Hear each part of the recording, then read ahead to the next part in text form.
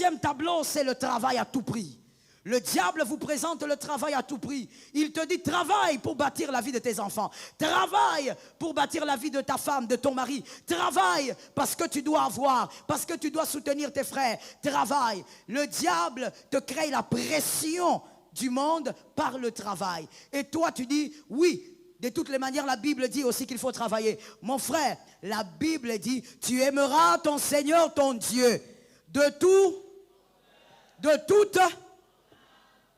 toutes tes forces.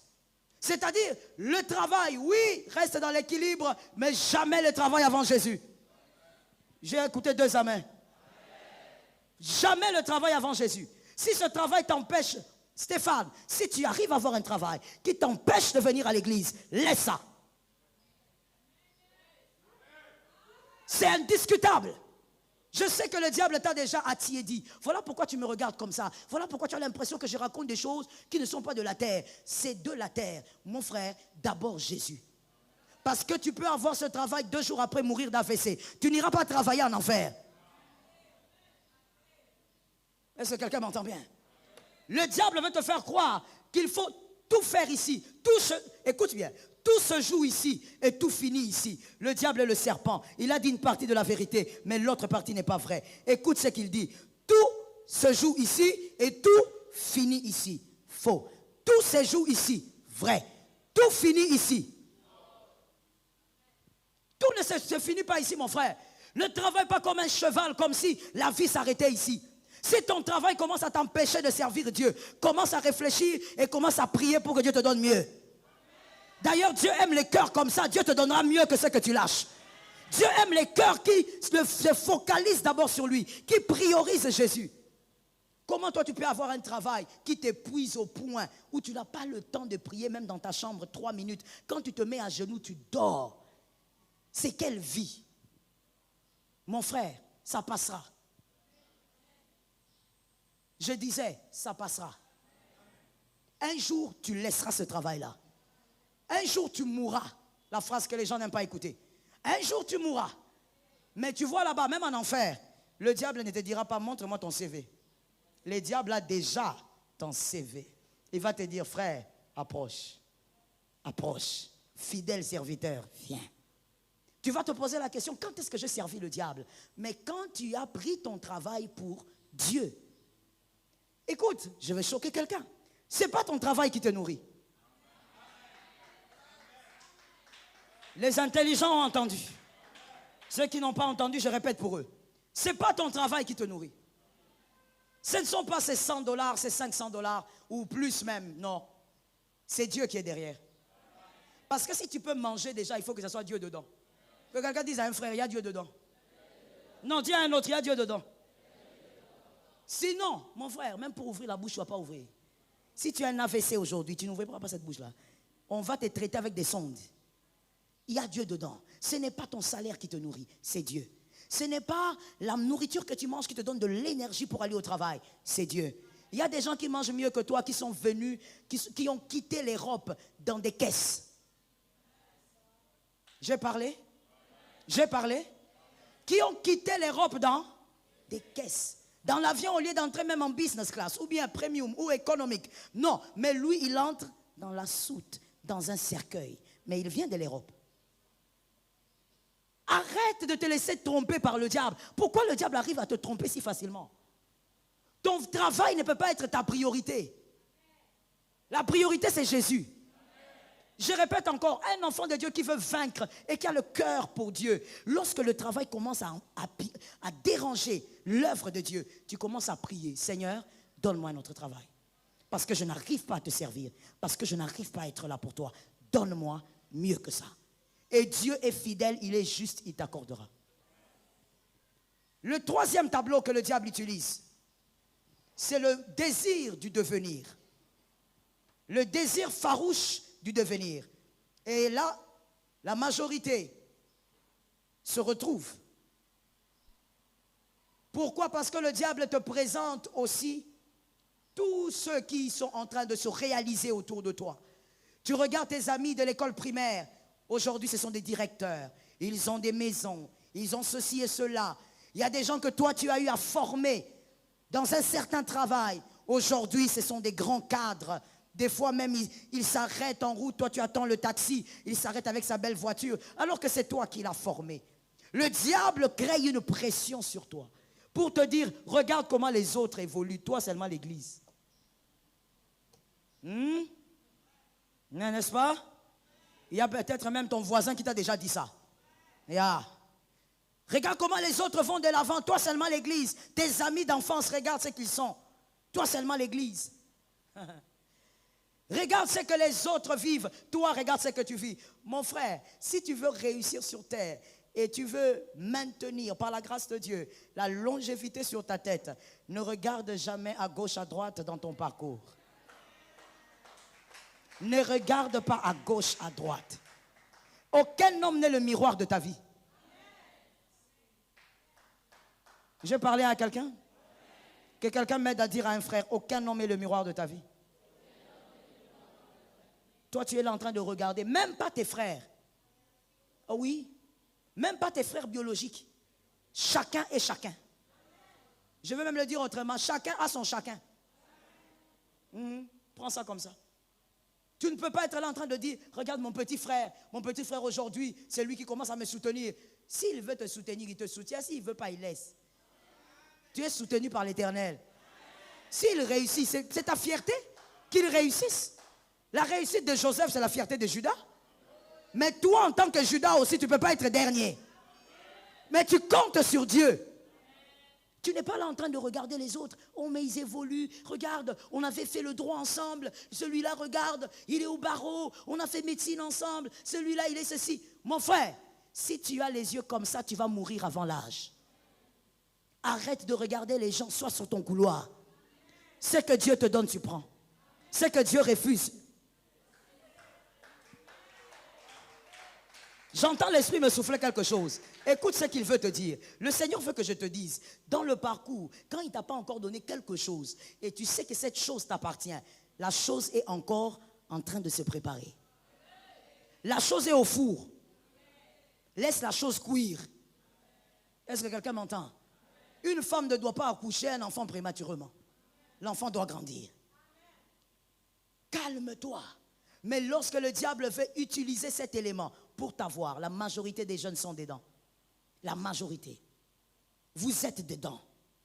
Le diable te montre que si tu ne fais pas ça, si tu ne te concentres pas sur ta vie, tu vas rater la vie, tu seras un échec, tu seras ceci. Et le diable est en train de t'attiédir. Tu ne réalises même pas. Tu n'es pas impudique, tu n'es pas un prostitué, tu n'es pas dans plusieurs péchés. Mais le diable t'a déjà refroidi depuis très longtemps et le diable acclame sa propre victoire.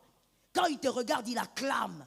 Il te voit venir à l'église le dimanche, il acclame. Il dit, je l'ai eu. Qu'il se concentre d'abord sur sa vie. Ainsi, vous verrez maintenant que dans la plupart des... My God, je parle ou je laisse? Vous êtes sûr que je dois parler? C'est pourquoi dans la plupart des églises, malheureusement, l'autel sacré du nom de Jésus a été renversé. Dans la plupart des églises, on vous prêche maintenant le management. On ne vous prêche pas l'évangile. Parce que le diable a convaincu les jeunes que c'est de ça que vous avez besoin. Et vous aussi, vous aimez seulement aller à ces lieux-là. Parce que qu'est-ce que le diable vous a dit? Écoutez, il ne faut pas seulement prier, hein, il faut aussi. Attention mon frère. Attention avec ce genre de phrases. Reste dans l'équilibre, mais attention avec cette phrase. Dans les églises, au lieu de vous prêcher Jésus, comment persévérer, comment aimer Dieu, comment t'attacher, comment garder, comment vivre l'enlèvement, on commence maintenant à vous prêcher le marketing. Je croyais qu'il y avait des universités pour ça. C'est ce que je croyais. Mais c'est ce que vous aimez. Parce que vous croyez qu'il faut d'abord se concentrer sur sa vie. Il faut, mon frère, réussis seulement si tu réussis avec Jésus. Si devant ce n'est pas Jésus, refuse cette réussite-là. D'abord Jésus. Tu réussiras par Jésus et avec. Et Jésus a son rythme pour ta vie. Arrête de regarder le voisin. Même à l'église, quand tu viens, arrête de regarder le voisin. Voilà pourquoi même ceux qui se connectent à la foi, c'est ceux qui sont concentrés sur l'adoration à Jésus. Dans l'église, arrête d'avoir les yeux un peu trop épais. Il faut voir les gens là qui dans l'église sont toujours comme... Tu es comme un radar. Tes yeux tournent comme ça. Tu cherches qui? Dès que tu vois quelqu'un avec un vêtement là, tu commences à admirer. Et tu commences à cogiter. Comment je vais faire pour avoir ça? Comment je vais faire? Vis ta vie. Sois content de ce que tu as. Voilà pourquoi chaque être humain, un enfant de Dieu surtout, doit avoir de l'estime pour lui-même. Dieu, il aime te voir t'estimer. C'est comme ça qu'il dit à Moïse, Moïse, tu vas libérer là-bas. Et il démontre à Moïse qu'il est important. Tu dois t'estimer. Avec une chemise repassée, froissée, estime-toi. Mais si c'est froissé, ne sors pas de la maison. Hein? Sois ordonné quand même. Hein? Et puis, comme moi j'ai l'habitude de dire à mes fils à la maison, avec un pays comme le Congo, nous savons qu'il y a un problème sérieux avec cette entreprise, la SNEL, un problème incroyable. C'est comme si il y avait Lucifer qui était en train de gérer là-bas. On ne sait pas quelle méchanceté il y a dans cette histoire-là. Mais bref, tu sais qu'au Congo, il y a un grand problème par rapport à l'électricité. Alors toi, tu repasses tes vêtements seulement quand tu veux sortir. Mais tu as une indiscipline incroyable qui n'a pas de nom. Ça veut dire, toi, il faut qu'on ait un autre nom. L'indiscipline ne te correspond plus. Tu devrais repasser tes vêtements avant. C'est un pays sans courant. Est-ce que nous, on peut dire qu'on a le courant? Pourquoi vous ne répondez pas?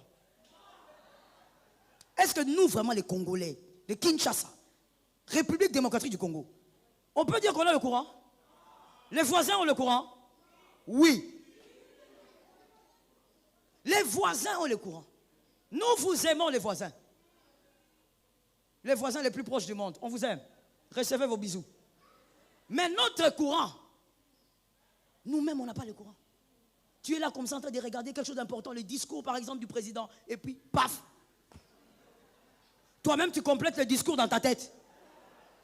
Donc tu ne comprends pas, tu dis, mais c'est quelle affaire ça? C'est quelle affaire? Tu sais, directement, moi, regarde ce que je fais comme moi. Quand je suis là, d'abord, je ne me concentre pas beaucoup. Je me concentre, mais un peu. Je me concentre un peu parce que je sais que tout peut arriver. Dès que ça coupe, quand on dit, ah, moi je dis, oh Seigneur, bénis le Congo. Grand pays, puissant pays. Seigneur, soutiens le Congo. Bénis seulement mon frère, on va faire comment? Voilà pourquoi dans l'église, il faut avoir des personnes qui ont le zèle pour Jésus, l'amour pour Jésus. Ils vont servir leur pays avec amour, avec détermination. Je croyais que j'étais en train de parler à certains hommes. Je croyais que je parlais à certains hommes qui aspirent à la politique. Je dis, tu dois avoir la... Si tu as les ailes pour Dieu, tu sais, oh mon Dieu, que Dieu me donne des généraux qui feront les services d'accueil. Ah yes, c'est déjà en train de venir. Que Dieu me donne des hommes et des femmes qui seront puissants et influents dans ce pays et qui seront en train de balayer l'église. Qui viendront le dimanche à 7h en train de balayer l'église, mais il est une grande autorité dans ce pays. Que Dieu me donne ces hommes-là. Ne dis pas amen, c'est pas toi. Les autres, donnez-moi les amens. Des personnes qui servent Dieu avec humilité malgré les galons. Parce que l'amour de Dieu bouillonne. Il vit son intimité avec Jésus. Mon frère, ta vie ne s'arrête pas ici. Tout ne se joue pas ici. Tu vas dire, non, non, écoutez, moi je bosse pour mes enfants, je me concentre sur eux. Mon frère, laisse à tes enfants des maisons, ils pourront rater la vie. Laisse à tes enfants des entreprises. Que ceux qui ont des filles lèvent la main. Ceux qui ont mis au monde des filles, que Jésus vous protège. Tu as des grandes entreprises, tu as des filles. Un façon vient. Quand je parle de ça, moi-même, je sens un feu. J'ai envie d'envoyer le feu quelque part. Faille sur lui. Je ne sais même pas. Faille. Je déracine. Faille. Je marche, je piétine. Tu as ta fille, tu l'as éduquée dans le Seigneur. Tu as travaillé sur elle. Le zèle pour Jésus. Tu payes des études qui coûtent. Tu veux que ça soit une fille moderne dans sa tête, qu'elle soit une fille ouverte. Des fois, tu payes pour elle des vacances pour qu'elle voie aussi autre chose. Et puis, façon. Qui a des aisselles qui sentent mauvais? Il vient là. Oh, je vais épouser votre fille. Et toi aussi? Oh, vous savez, C'est un frère de l'église. Mon frère, ne viens pas. Je te dis déjà, ne viens pas. Moi, je dis ça déjà ici à la chaire ici. Il ne faut pas venir, frère. Avant de venir là, il faut être sûr que tu es un homme de prière. Tu es un homme qui a la tête ouverte. Tu es un homme qui sait ce qu'il veut dans la vie. Tu vas laisser ta fille, va prendre un homme façon. Il se marie. L'entreprise familiale.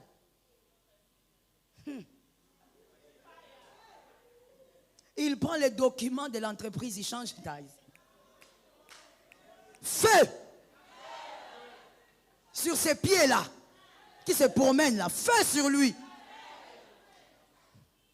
Il change le nom de l'entreprise. Et puis il s'accumule des copines.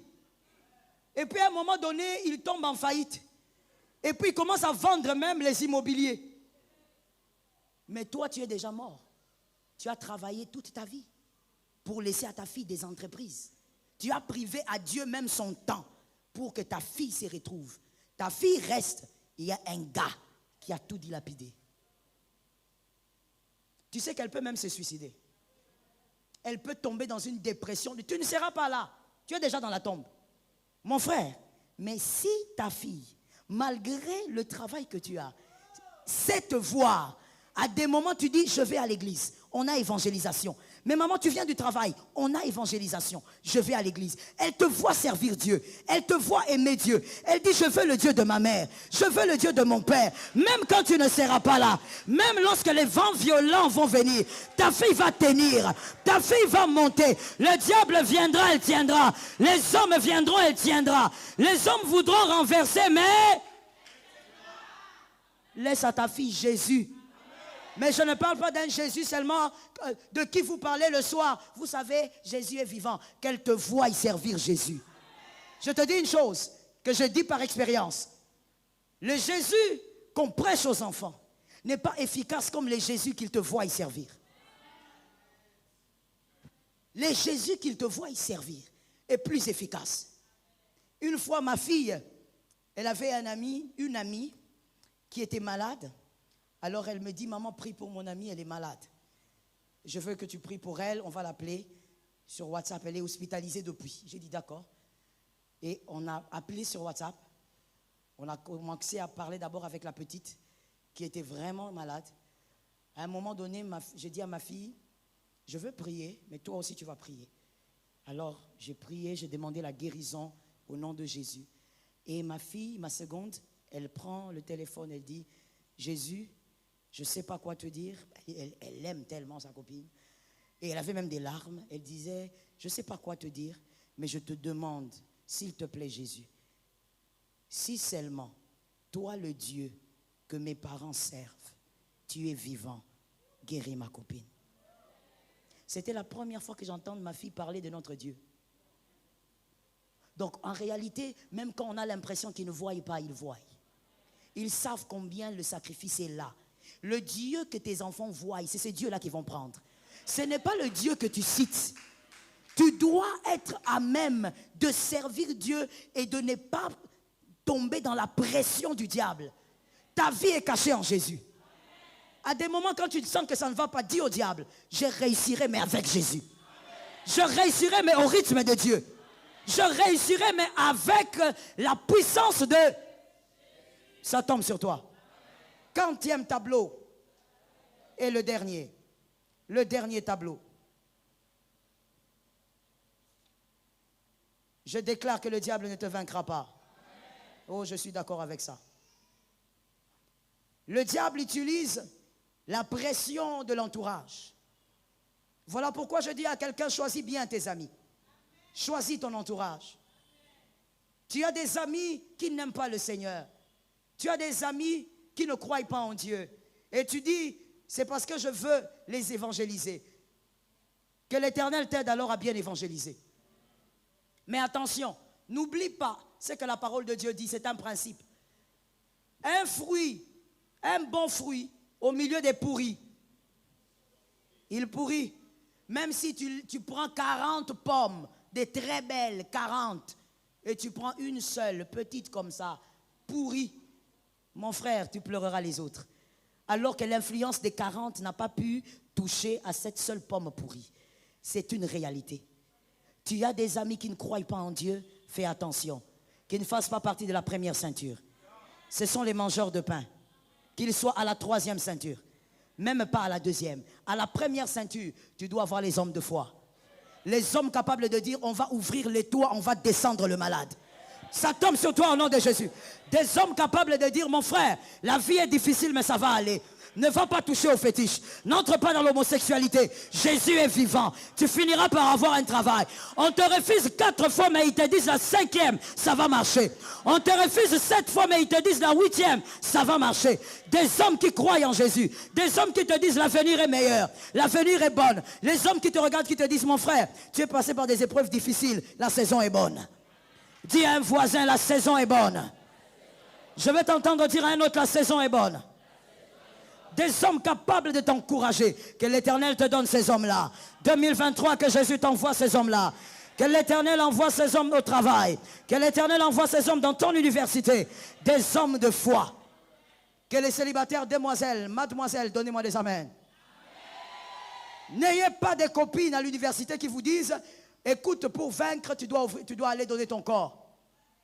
Non, pour avoir cet argent, tu dois donner ton corps. Tu ne vois pas que toutes les filles de notre âge roulent carrosse. Il faut s'acheter aussi une petite voiture. Ma soeur, ne monte pas dans une voiture de douleur. J'ai parlé ou pas? J'ai parlé ou j'ai localisé quelqu'un? Ne monte pas dans une voiture. La voiture là, qui t'a acheté ça? Ce papa-là qui a déjà 7 enfants. Le cadet de ses enfants est marié. Oh yes. Voiture de douleur. Le cadet est marié. Donc imagine-toi maintenant quel type d'enfant il a, ce papa-là. Il a un gros ventre. Ce papa-là. Il pèse même, je ne sais pas combien. Maintenant, c'est ce papa-là. Toi, tu es avec lui matin, soir. Matin, soir. Même quand on t'achète la voiture, tu n'as même pas les pieds pour mettre les freins et l'accélération. Tout le corps est cassé.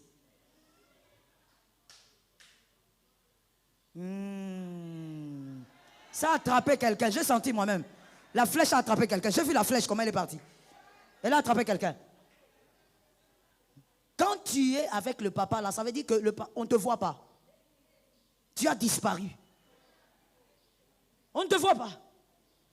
Tellement que tu allais prendre une montagne. La voiture de douleur. La voiture de la saleté. Tu oses même descendre avec comme ça. Tu viens même avec à l'église. Feu sur ça. Feu sur ça. Que le moteur fasse un pétage.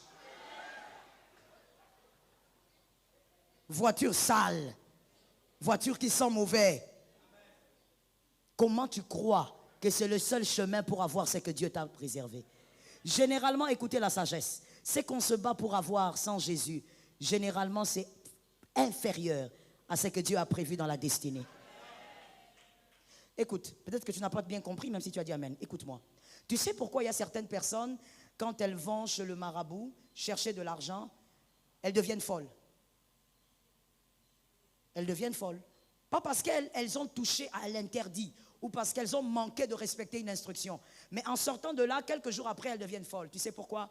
Parce que dans sa destinée, Dieu n'a pas mis ce montant d'argent qu'il cherche. Dans chaque destinée, il y a des choses que Dieu a déposées. Le diable ne te donne rien. Le diable, il entre dans la destinée, il lit ta destinée et il sort ce que Dieu t'a donné. Le diable ne te donne rien. Et donc, ce que ta destinée n'a pas, aucune magie ne pourra te donner ça.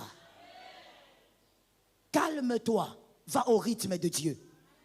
Madame, j'entends l'Esprit me le dire, n'accule pas ton mari pour ce que vous n'avez pas. Allez-y au rythme de Dieu. Le jour où il aura, il aura. On nous toujours avec la vieille voiture. Continue avec la vieille voiture. Continue avec la vieille voiture. Aussi longtemps vous aurez la vieille voiture, vous êtes en paix, c'est la paix qui compte. Ça tombe en panne, madame, tu descends, tu mets la crique. Tu enlèves le pneu. Accepte les rythmes de Dieu. N'entre pas dans ce que Dieu ne t'a pas donné. Que les relations que tu as te boostent, t'amènent à prier. Lisons la dernière écriture, Ésaïe 43, 2. Ésaïe 43, 2, que dit la parole de Dieu? Si tu traverses les eaux, je serai avec toi. Ça tombe sur toi. Ça localise ta maison. Ça localise tes enfants. Et les fleuves, ils ne te submergeront point. Il n'y a pas de fleuves qui vont te submerger. Si tu marches dans le feu, oh praise the Lord, tu ne brûleras pas. Ces épreuves ne vont pas te brûler. Non, même si tout le monde te lâchait, ça ne va pas te brûler. Tu passeras, il n'y aura que les habits qui auront l'odeur du brûlé. Mais toi, tu ne brûleras pas. Je dis à quelqu'un, lève ta main droite et dis-moi, les habits doivent avoir l'odeur du brûlé. Tu sais pourquoi? Parce qu'en sortant de là, il faut qu'il y ait une preuve que tu étais passé par là.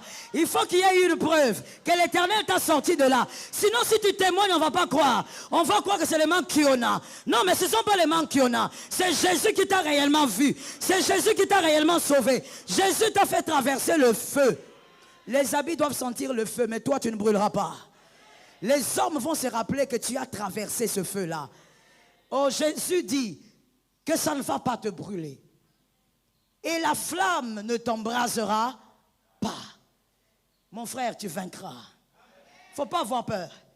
Même si ça chauffe tellement, même si tu as l'impression que tu es en train de tout perdre, tu finiras par vaincre. La seule chose que tu dois garder, c'est ta foi. Garde ton zèle pour Jésus. Sers Jésus en ordre et en désordre.